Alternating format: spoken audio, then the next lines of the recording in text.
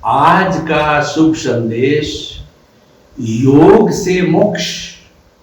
योग की जो परिभाषा है वो कर्मसु कौशलम योग है और चित्त वृत्ति निरोधो योग है। ये परिभाषा है, दोनों परिभाषा सही है।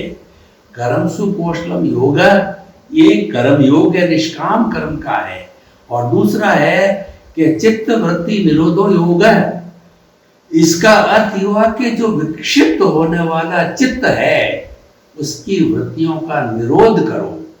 चित्त क्या है कि प्रारब्ध और उदय के अधीन जो भीतर जैसा जैसा हमारा उदय भाव है, भीतर हमारा जैसा जैसा कार्मण शरीर है, जब वो उदय में आता है तो उसके अनुरूप जो है चित्त विक्षिप्त हो जाता है, मन को विक्षिप्त करता है, इंद्रियां विक्षिप्त होती है। और अगर अशुभ भाव है तो हम अशुभ काम करते हैं, शुभ भाव है तो हम शुभ भाव करते हैं।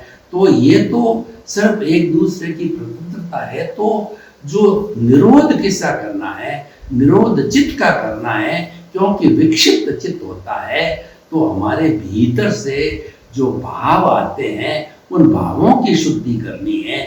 यानी जो कुछ चल रहा है ये तो हमारी लायबिलिटी है, और ये तो जो है हमारा किया हुआ है, उससे जो है हम जितना जितना मुक्त रहेंगे वो हमारी चित्त का जो निरोध है। और चित्त का जो है निरोध न करने का अर्थ ये है कि जो राग द्वेष हमारे भीतर है हम उसके साथ जुड़ गए और हम नया राग द्वेष पैदा करने लग गए।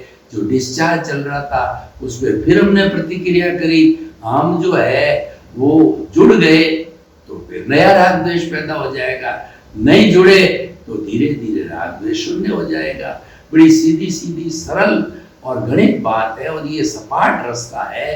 तो हमारा हम कह सकते हैं कि योग का पालन करते करते हम मन वचन काया जो अवस्था मात्र है कुदरत के अधीन है, और उससे अगर हम मुक्त रहते हैं, उस पर प्रतिक्रिया नहीं करते हैं, तो हमारा जो है ये मुक्ति का मार्ग हो जाता है।